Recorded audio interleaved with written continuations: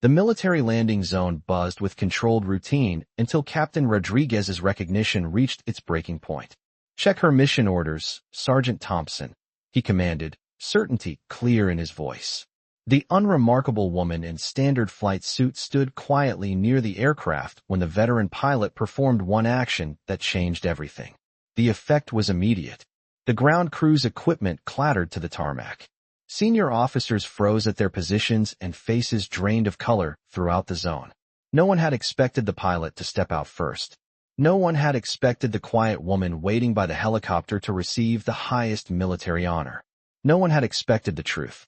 From which city in the world are you watching this video today? If this story captivated you, please consider subscribing. We share powerful stories of unsung heroes every week. The classified helicopter landing zone hummed with the constant buzz of rotor maintenance and muted radio chatter. Lines of aircraft sat ready for deployment, illuminated by floodlights dotted with red restricted access markers and yellow security alerts. The air carried the scent of aviation fuel and hydraulic fluid, mixed with the tension that came with handling top-secret extraction operations. It was 0600 hours on what had begun as a standard morning deployment at Forward Operating Base Delta 9, positioned in the Afghan mountains. Flight Support Specialist Second Class Maria Santos stood at her assigned waiting position, deliberately unremarkable in her standard olive flight suit and regulation safety equipment. Her brown hair was pulled back in a regulation bun, no visible identification except for a temporary mission badge. Late 20s, with a calm face that spoke of ground support experience rather than flight authority. Her hazel eyes moved constantly between aircraft checklists and radio communications, while her presence demanded nothing from the intensity around her. To a casual observer, she might have been any support personnel, a recent assignment from flight operations perhaps, or another face in the endless rotation of ground crew staff. She occasionally checked a standard mission clipboard, her movements precise and measured. Unlike the pilots and senior staff who filled the zone with their flight wings and mission patches, she wore no visible markers of advanced qualification or specialized training. Just a specialist, it seemed, with basic clearance and an assignment to coordinate routine ground support protocols. The helicopter operation underway involved classified extraction of high-value intelligence assets from enemy territory. The mission had proceeded through standard phases: initial planning, aircraft preparation, and now ground support coordination before final takeoff approval. Flight Operations Commander Wilson, a veteran aviation officer with something to prove, managed the deployment protocols with practiced efficiency, moving between aircraft stations and checking status displays throughout the landing zone. The extraction helicopters had established flight parameters that required careful verification, Wilson explained to the mission commander, his voice carrying across the flight line. The decision to proceed with final departure created complications for standard ground support procedures. Major Jackson sat rigid at the operations console, his face a careful mask. A distinguished flight commander with 18 years of classified mission experience, he looked somehow troubled in his flight suit, as if the weight of the classified operations had physically aged him in recent months. Maria watched it all, her expression revealing nothing. Only the occasional glance toward the main helicopter suggested any emotional response to the ongoing procedures.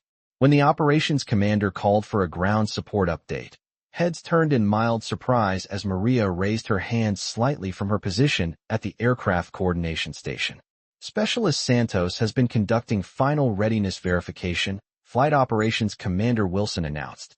She may have additional assessment of mission preparedness. She moved toward the main helicopter area with a deliberate precision that seemed at odds with her ground support role. Something about her bearing, spine straight, steps measured, attention focused, caught the notice of a silver-haired crew chief seated near the primary aircraft. He frowned slightly, studying her with newfound interest. Major Jackson, sharp-eyed and methodical, watched her with narrowed attention as she prepared her ground support assessment. The major was known for his no-nonsense approach to flight security and mission protocols. Today, he wore his authority like a burden, his flight suit crisp despite the early morning hour. "Please state your support findings for the record," instructed Major Jackson. Flight Support Specialist Second Class Maria Santos, Aircraft Readiness Coordinator, she replied. Her voice was soft but clear, her professional bearing perfect. Flight Operations Commander Wilson began his questioning, and Maria's responses were factual and precise, but delivered in such a measured, quiet tone that Major Jackson soon grew visibly impatient. Several times, the mission recorder had to ask her to repeat her statements. Specialist Santos, Major Jackson finally interrupted. The entire flight crew needs to hear your support assessment clearly. Please speak up. Yes, Major, Maria responded, barely raising her volume. Flight Operations Commander Wilson continued. Specialist Santos, can you explain your assessment of the helicopter's mission readiness? I've been conducting standard verification procedures and monitoring aircraft preparation according to established ground support protocols, she replied, her voice still frustratingly soft.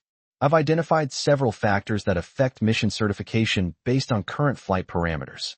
And what were your findings during verification procedures? I determined that the extraction helicopters respond normally to standard readiness testing. I also noted significant preparation patterns that indicate potential operational considerations. Did you document these observations? Yes, I logged all aircraft responses and attempted readiness analysis through available technical specifications. Was this analysis reviewed by Flight Command? It was not forwarded beyond my immediate support supervisor. The mission security officer, Captain Patricia Hayes, approached for additional questioning with a skeptical demeanor. Tall and imposing with steel-gray hair that lent her an air of authority, she moved with the confidence of someone accustomed to challenging questionable support assessments. Specialist Santos, what specific aviation training qualifies you to analyze advanced extraction helicopter operations? I completed basic aircraft verification during my ground support certification program. And what level of security clearance? Her tone suggested the answer would confirm Santos's limitations. I maintain appropriate clearance levels for flight support specialist work, Maria responded evenly. Captain Hayes smiled thinly. Specialist Santos, how could you possibly understand the complexities of classified extraction operations and flight protocols when you've been conducting ground support for only 4 months? Something flickered across Major Jackson's face. A brief shadow of recognition quickly suppressed. He studied Maria more intently now. Objection to characterization, Flight Operations Commander Wilson called out. Specialist Santos's support assessments should be evaluated on merit. Sustained, Major Jackson replied, his eyes never leaving Maria. Captain Hayes adjusted her approach. Let me rephrase. What specific experience do you have with classified extraction operations in combat environments? Maria paused before answering, her eyes briefly meeting those of the silver-haired crew chief near the main helicopter. My background includes some practical application of aircraft coordination analysis, she said carefully. Could you be more specific? That information involves previous missions that may not be relevant to current support requirements. Captain Hayes looked to the mission commander. Major, if the specialist lacks relevant experience with classified operations, her support assessments should be considered accordingly. I'll allow the line of questioning, Major Jackson ruled. Specialist Santos, please provide more detail about your relevant experience. Maria's expression remained neutral. My previous aircraft experience involves classified military programs. How convenient, Captain Hayes remarked dryly. So we're expected to trust your operational assessments without knowing your actual qualifications to evaluate classified extraction missions? I'm reporting on support observations I made using established ground protocols. As the questioning continued, Maria responded with increasingly precise details about helicopter technology, extraction protocols, and flight procedures that made several aviation officers in the zone exchange glances. She referenced specific aircraft configurations, navigation systems, and tactical measures that seemed beyond the knowledge base of a standard ground support specialist. When shown flight mission diagrams, her eyes lingered on them a moment longer than necessary, her composure wavering almost imperceptibly before returning to professional detachment. Do you recognize these mission specifications, Specialist Santos? Captain Hayes asked. Yes, they represent the extraction operations I've been verifying for support certification. And your analysis of these specifications proved to be, what exactly? The support observations you made about operational security. How does that affect current mission approval? Maria's voice remained steady. The aircraft analysis I conducted indicated extraction protocols that weren't reflected in current operational evaluations. My observations about support standards were documented in my ground reports. In the landing zone, the older crew chief with silver hair and multiple deployment patches watched Maria with growing intensity, his brow furrowed in concentration as if trying to place a half-remembered voice for mission briefings. The morning hours passed as Flight Operations Commander Wilson returned for follow-up questions, asking Maria about specific support requirements for the current operation. Can you explain the standard protocols for certifying a classified extraction helicopter of this nature? Wilson asked. The flight crew would have established primary and secondary verification procedures with operational oversight, she explained, her voice still frustratingly soft. Standard protocol requires verified aircraft results and clearance confirmation at predetermined security levels. And if those procedures were insufficient or compromised, the backup verification would proceed using alternative assessment methods after primary support was evaluated, utilizing specialized flight protocols on confirmed classification systems, she explained with a level of aviation precision that raised eyebrows among the flight crew present. Major Jackson leaned forward, his patience visibly wearing thin. Specialist Santos, I've asked you repeatedly to speak up. This landing zone cannot properly evaluate support assessments it cannot hear clearly. I apologize, Major, Maria replied, her volume barely increasing. The older crew chief in the zone now sat forward at his monitoring station, his eyes never leaving Maria's face. Recognition seemed to be dawning slowly, his expression shifting from curiosity to something closer to alarm. Captain Hayes seized on the Major's frustration. Perhaps Specialist Santos's reluctance to speak clearly reflects her limited confidence in her own support assessments. Flight Operations Commander Wilson stood immediately. Ma'am, that's inappropriate speculation. Noted, Wilson, Major Jackson replied sharply. Captain Hayes, confine your remarks to relevant questions for the specialist. Captain Hayes nodded in acknowledgement. Specialist Santos, in your assessment as a ground support professional, was there anything about the extraction operations that indicated modified security requirements? Maria looked directly at the main helicopter display for the first time. The support assessment suggested security modifications beyond current protocol estimates. That wasn't my question. Based on what you observed, should security procedures have been modified? Based on the aircraft patterns I identified, yes. But my assessment was not included in mission planning. Captain Hayes's expression hardened. Are you suggesting that support information was deliberately ignored by Flight Command? I'm stating that the aircraft analysis I provided differed significantly from the operational assessment that was distributed to flight personnel. The landing zone stirred with murmurs. Major Jackson tapped his pen once against his desk, restoring order. Specialist Santos, Major Jackson said, his voice tight with growing impatience. You'll need to explain that assertion clearly and audibly for the flight crew. What specifically was different about your analysis? Maria paused, her eyes scanning the landing zone briefly before returning to the Major. When she spoke, her voice remained soft, forcing everyone to lean forward to hear. My aircraft analysis indicated that the extraction protocols included flight features using navigation systems normally reserved for Special Operations Aviation Regiment missions. That information was not included in the support briefing provided to flight personnel. Major Jackson's head snapped up, his carefully maintained composure cracking for the first time. The silver-haired crew chief's expression darkened as he studied Maria with new intensity. Specialist Santos, Major Jackson said firmly, frustration evident in his tone. This is the final time I will ask you to speak louder. The entire flight crew must be able to hear support assessments accurately. Maria looked directly at Major Jackson. A look of quiet recognition passed between them, though the Major quickly masked it with professional detachment. The veteran crew chief in the zone was now gripping his monitoring station, his knuckles white. Major Jackson finally interrupted with visible impatience, leaning forward at his operations console. Specialist Santos, we don't have all morning. Speak clearly or we'll proceed with mission departure without additional ground support input. The landing zone fell silent. For the first time since beginning her assessment, Maria looked directly at Major Jackson. A look of quiet recognition passed between them, though the Major quickly masked it. The The silver-haired crew chief near the helicopter display leaned forward, his hands gripping his monitoring station. Suddenly, the sound of rotor blades beginning to wind down echoed across the zone as the primary extraction helicopter's pilot shut down the engines unexpectedly. Chief Warrant Officer Michael Torres, a decorated combat aviator with over 200 combat missions, stepped out of the aircraft with deliberate purpose. Every eye in the landing zone watched as he walked directly toward Maria, stopped 3 feet away, and rendered a perfect military salute, the highest honor a pilot can give to a superior officer. The effect rippled through the zone as ground crew and officers alike scrambled to attention and saluted. The effect was immediate and electric.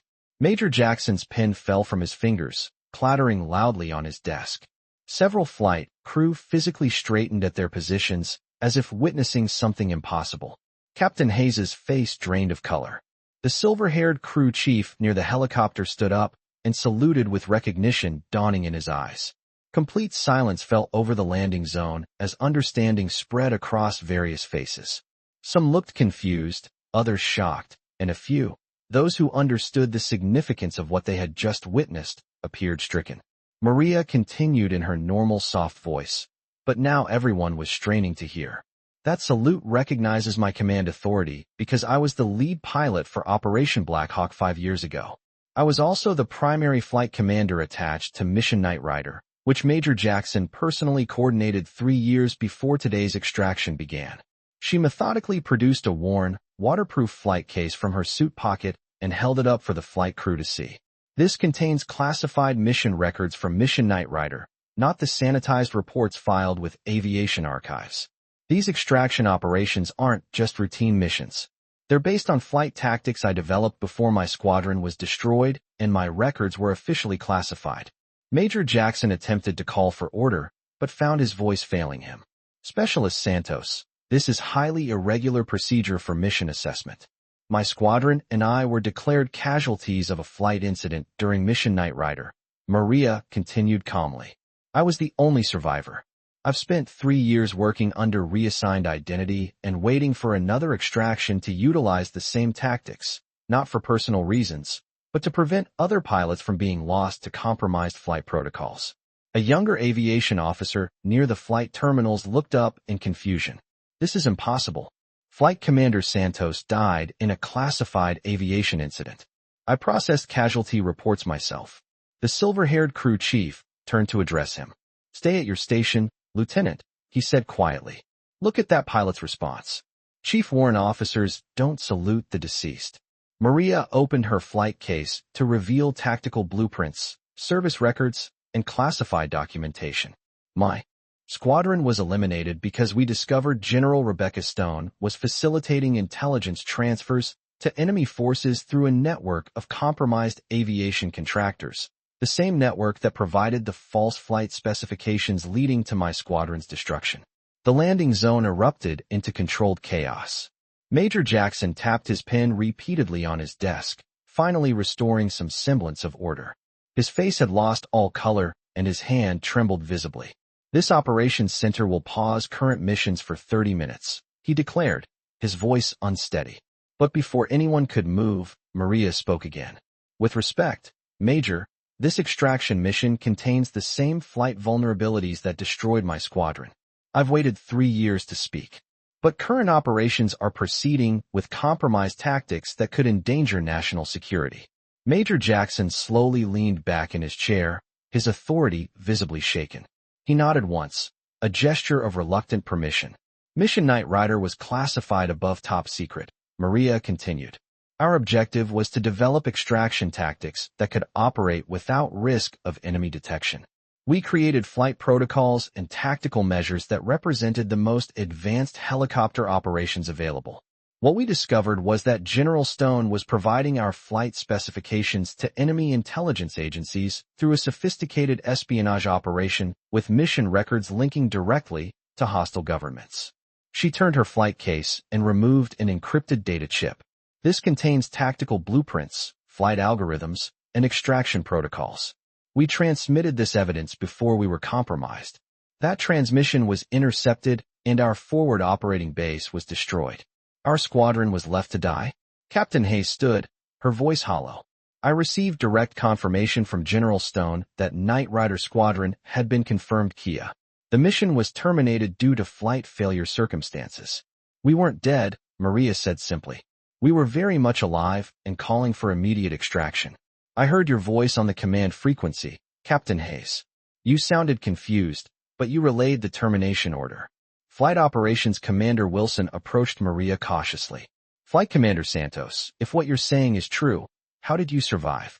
And why assume a false identity for 3 years? Maria's composure never wavered as the zone remained in stunned silence. I survived because I was separated from my squadron during the final assault on our position. I was wounded, unconscious, presumed dead along with the others. Aviation contractors found me and kept me hidden while I recovered. By the time I was functional again, the official story was established. My squadron was dead, the mission had failed, and General Stone had been promoted to Advanced Operations Oversight. She looked around the landing zone, meeting the eyes of several senior staff members. I needed time to gather evidence that couldn't be easily buried again. I needed to understand who knew about the intelligence transfers and who was simply following compromised orders. Most importantly, I needed to make sure no other pilots would die because of the same flight failures that destroyed my squadron. The silver-haired crew chief approached the central helicopter area. Major, request permission to address the flight crew. I am Chief Master Sergeant Marcus Webb, Special Operations Veteran. I was the flight liaison for the Knight Rider mission. He turned to face Maria. Flight Commander Santos was one of the finest helicopter pilots I ever served with. If she says her squadron was betrayed, I believe her without question. Captain Hayes interjected. This is all highly dramatic, but it has no direct bearing on current extraction operations. Helicopter development proceeds according to established flight protocols, not some conspiracy from years ago. They're connected, Maria replied as the zone remained silent. The tactics being used here include the same flight vulnerabilities from Knight Rider that enemy intelligence agencies exploited. Current operations are proceeding with compromised specifications. History repeating itself. Different mission, same betrayal, same source. She pulled another document from her case. This is a flight summary showing that my squadron reported operational vulnerabilities directly to General Stone 6 times before our base was destroyed. We were told explicitly that questioning flight protocols would compromise critical military programs. We weren't being paranoid. We were trying to protect national security. Major Jackson studied the document, his command leadership demeanor cracking further. These flight reports weren't included in the operational briefing I received for today's extraction evaluation. Because they were deliberately removed, Maria said, just like current flight assessments are being modified to hide ongoing intelligence transfers.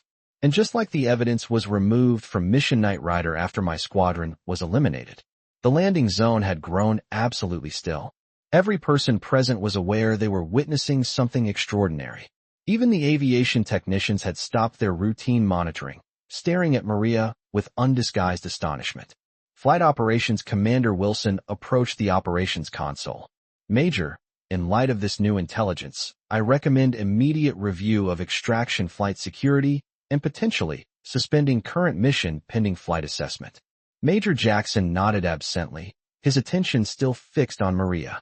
Granted, all extraction operations will implement enhanced security protocols immediately. He paused, then added, Flight Commander Santos will remain under protective custody until these matters are resolved. As staff began coordinating the operational changes, Maria spoke again. There's something else you should know, Major. She removed a final document from her case. This is the original authorization for Mission Knight Rider with your signature from when you served as Flight Operations Coordinator. And this, she produced another paper, is the termination order that condemned my squadron. The authorizing signatures don't match. Major Jackson took both documents with trembling hands. Someone forged my signature on the termination order, he whispered, shock evident in his voice. Yes, Maria confirmed. You've been carrying responsibility for a decision you never made. The termination order came directly from General Stone's office. The veteran Chief Master Sergeant Webb moved closer. I always questioned why you would terminate that flight research, Jackson. It didn't align with anything I knew about your operational integrity. Major Jackson looked up, visible emotion crossing his face. I've spent 3 years believing I made a call that ended crucial flight research and contributed to my squadron's death. I authorized the mission parameters, but I never authorized abandoning them to die. The zone communications crackled, and a team of federal investigators appeared at the secured entrance, led by a stern-faced senior agent. What is the meaning of this security alert? The agent demanded through the intercom. Major Jackson, I'm Agent Patricia Foster from the Defense Criminal Investigative Service. We received an anonymous intelligence package yesterday containing evidence of serious breaches of national security involving General Stone and intelligence transfers. I understand there may be connected evidence being reported in this operations center. Maria smiled faintly. Right on schedule, she murmured. Agent Foster's voice came through the intercom. You would be Flight Commander Santos, formerly of Knight Rider. I would be. We have extensive questions for you, Commander, starting with how you survived and why you assumed false identity. And I have answers, Agent Foster. 3 years' worth. The agent's voice continued through the zone communications. Major Jackson, with your permission, I'd like to take custody of the evidence Flight Commander Santos has provided and arrange for her protection pending a full investigation. Major Jackson nodded toward the intercom. Granted, but I want to be kept fully informed of any evidence relating to current extraction security and potential flight compromise. Of course, Major. It appears several ongoing operations have been compromised by the same source.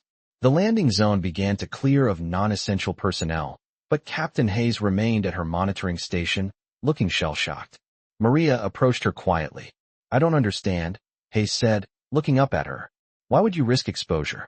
I'm the one who relayed the termination order that left your squadron to die.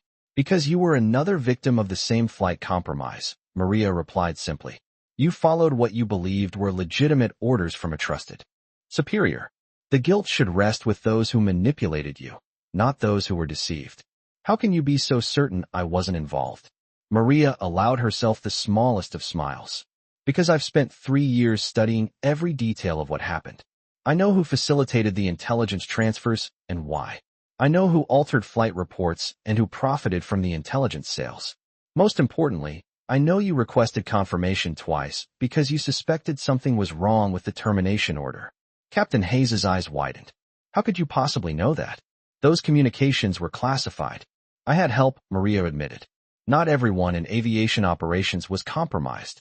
There are still good people within the system who wanted the truth to come out, and who wanted to prevent other pilots from dying because of flight failures. As she prepared to leave with Agent Foster's team, the veteran Chief Master Sergeant Webb approached. Flight Commander, he said formally, then dropped his voice. Maria, we held a memorial service for the Knight Rider Squadron. I spoke about your dedication to protecting national security. I know, she replied quietly. I read the transcript online. Thank you for honoring their sacrifice. What happens to this extraction now? Maria looked at the helicopter displays showing current operations. Now it proceeds with honest flight assessment and proper vulnerability testing. National security can be protected because someone finally told the truth about intelligence transfers. The landing zone remained suspended in a moment of shocked revelation. Major Jackson slowly stood from his operations console and removed his rank insignia, setting them on his desk before stepping down to stand on the same level as Maria. This operations center recognizes Flight Commander Maria Santos, presumed killed in action, recipient of the Distinguished Flying Cross, he announced formally, his voice carrying a weight of regret and respect. The veteran Chief Master Sergeant Webb approached Maria and rendered a respectful salute. Others throughout the landing zone followed suit, a ripple of silent recognition spreading through the area. Flight personnel who had moments ago regarded her with skepticism now stood in acknowledgement, honoring a fellow aviator whose integrity had cost her everything. Captain Hayes, visibly shaken, stood to address Maria directly. I never knew who actually gave that termination order. I've been carrying this responsibility for 3 years, believing I contributed to ending important flight work. I know, Maria replied. Your voice on the command frequency that day. I heard your confusion. You questioned the order. Twice, Hayes confirmed, her voice breaking slightly. They told me I was risking national security by questioning administrative decisions, that the flight concerns had been addressed through other channels. Major Jackson's professional demeanor cracked as he turned to face the flight crew. I authorized Mission Knight Rider parameters based on extraction flight research that indicated critical national defense applications. I did not authorize the termination order that ended the mission. The signature was forged.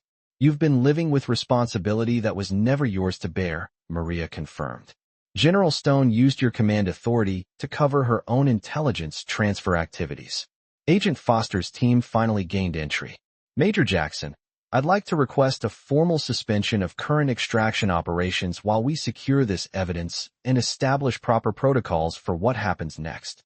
This has implications for multiple ongoing missions and potentially dozens of personnel. Major Jackson nodded. Current operations will continue with enhanced security protocols, but all extraction flight research will be immediately reviewed for potential compromise. He paused. Captain Hayes, in light of the evidence presented, you are relieved of any responsibility for the Knight Rider incident pending complete review of the circumstances.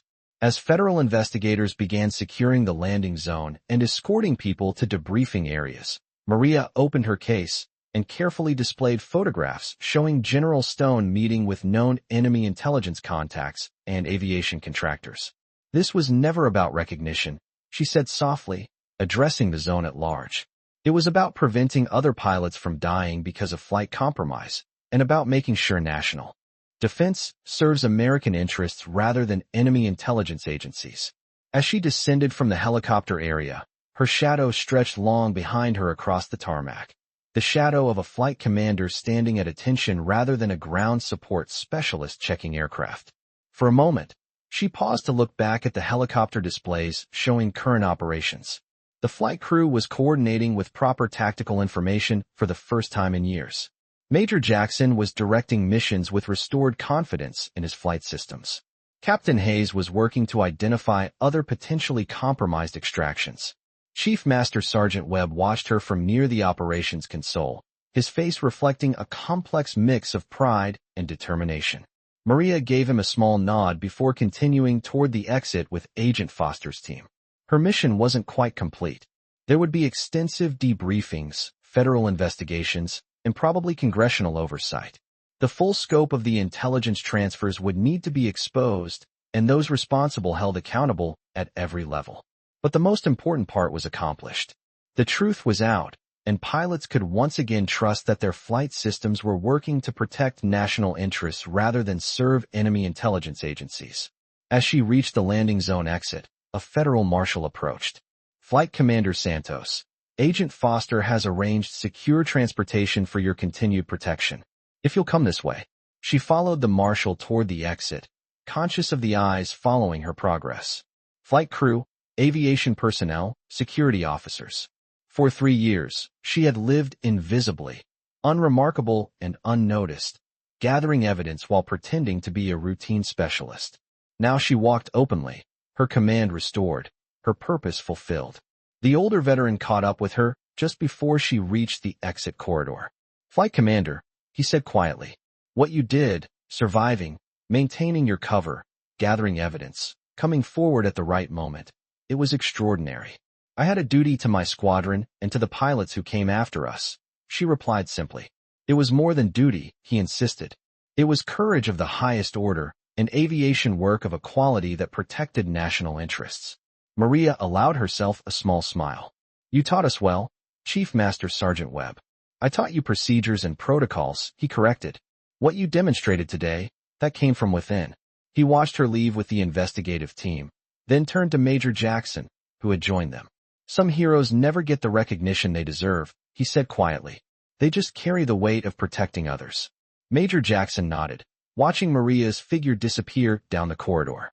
And some truths are worth waiting years to hear. The morning light continued to strengthen as Maria's escort vehicle pulled away from forward operating base Delta 9. Behind her, the operations center buzzed with renewed purpose as aviation operations moved forward with proper flight protocols and adequate vulnerability assessment procedures. The flight crew worked with restored confidence, knowing their missions would proceed without enemy intelligence interference. Ahead lay the challenge of ensuring complete justice was served and that the full scope of the intelligence transfer network was exposed and dismantled. But for now, in this moment between what was hidden and what would be revealed, The simple act of speaking truth had transformed a routine ground support briefing into something profound. The power of one pilot's quiet determination to honor fallen comrades and protect national security, even when it meant sacrificing years of her career to gather the evidence necessary to expose betrayal that powerful forces had tried to maintain forever. As her vehicle reached the main gate, Maria's radio crackled with an update from the operations center. All flight protocols have been restored to maximum classification. Investigation proceeding with full federal oversight. Maria closed her eyes and smiled for the first time in 3 years, knowing that this time, national security would be protected by honest aviation service rather than compromised by enemy intelligence operations.